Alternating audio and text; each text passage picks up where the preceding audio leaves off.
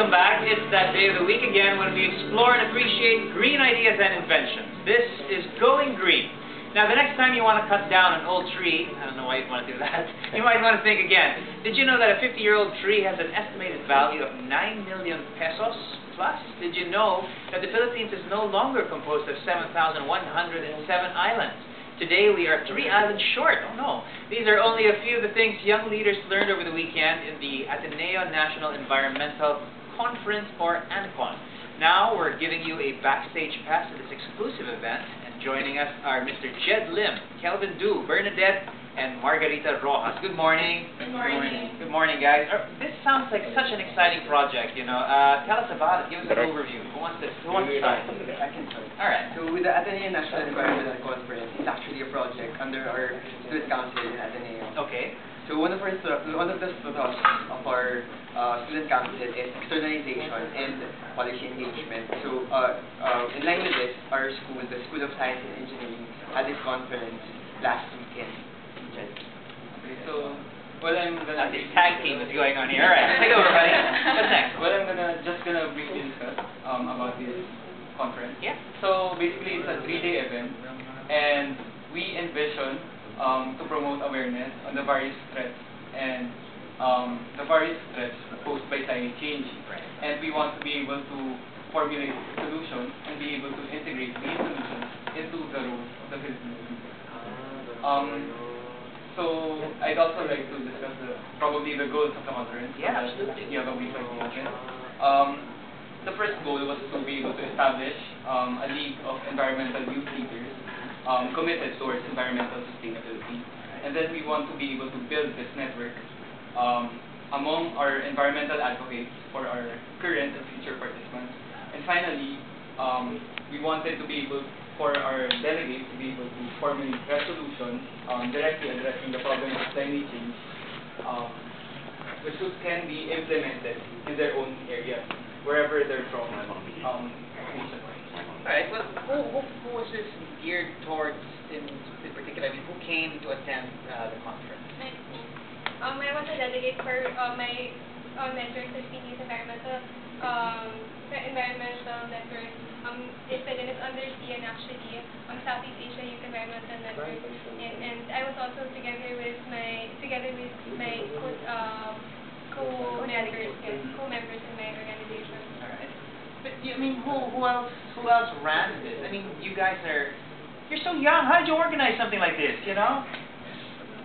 Well, I'm a facilitator, and I came along with other facilitators from different NGOs such as Pusong Discipolo, YSI, and a lot of other NGOs. So it was a partnership really of different environmental NGOs. So it wasn't just really samples, but it was the help of a network of organizations, environmental organizations. Okay, and now I hear that this was a very successful event, activity for you guys. I mean, what did you guys come away with? What were the learnings over the weekend? As a delegate, probably what struck me the most, also my co-delegate, was what Mr. Gito said during the last day of our conference. He said, bloom in your own field. And it's very apt for us because we came from different fields. I was an environmental science student, and then my co-delegates were biology students. Some were actually in mechanical engineering. And Mr. Gito pointed to us that you don't have to be an environmental scientist in order to help mitigate and adapt to climate change. As a facilitator, I was really surprised how the students increased the knowledge during the conference. As a facilitator also, I thought that they were really empowered with the documents regarding the mining act. She really evoked their emotions. In the conference, we teach them the knowledge regarding climate change. But it was Miss Gina Dog, and who was really touched their heart. Now, yeah, you guys wanted to touch on that, on the issue of mining in Palawan in particular. I mean, that's very, it's very much in the news now. And you guys wanted to talk about that. Actually, Ms. Gina's talk was one of the highlights of the conference. So during her talk, almost all delegates, if not all really, the delegates were really inspired to join her in the petition campaign. So what she talked about was mainly about the current situation of the mining operation in Palawan, as well as the unfortunate death of Dr. Ortega just last week. Yeah. So from her talk, the delegates actually said yes to her offer of helping out in the petition, the No to Mining in Palawan petition. And after that, after the conference, even now, we have connections with our delegates, and all of us are actually doing our part in promoting the petition. So we do it through online, such as social networks, Facebook. Yeah. And we also do email blasts and stuff. Alright, now, you know, the Palawan mining issue is something that people obviously at the forefront of those things you want to address. But what are some of the very concrete moves that you guys, you know, as together? What have you guys decided to act on, influence on? What are some of the concrete plans, concrete issues that you want to address? Resolution. Yeah. So after this 3-day event, on the final day, we were able to come up with resolutions. The groups were able to formulate each resolution. So we were able to come up with 8 resolutions. Some of these are the adoption of the solid waste management program, currently also being used by the Ateneo. Others are conducting general waste reduction programs, the usage of a rainwater facility as an alternative source of water, as well as programs to promote environmental sustainability.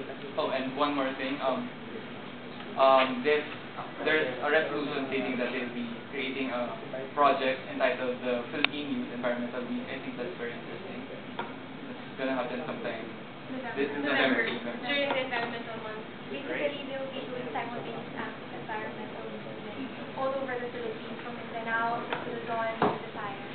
Alright, very cool that you guys have organized it. Now, we opened the segment with the trivia about, you know, a tree, a 50-year-old tree being worth so and so many million pesos. Or there's some other little-known facts, such as, according to Conservation International, there are 128 key biodiversity areas in the Philippines, which is one of the countries in the world with the most KBA. I mean, this is really some of the stuff that we don't, you know, little factoids that we don't know.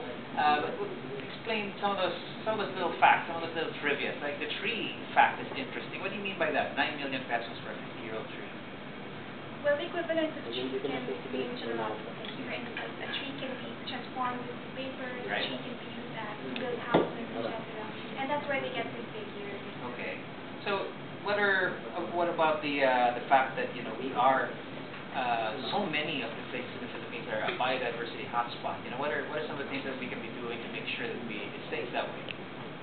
Actually, preservation is one of the things that we discussed in the conference, especially in Palawan, since we actually, after listening to the Nobel talk, we actually related different issues to Palawan, especially on biodiversity. So, when she talked, she told us that there are actually around 17 key biodiversity areas in Palawan, and these are threatened by the mining done in Palawan.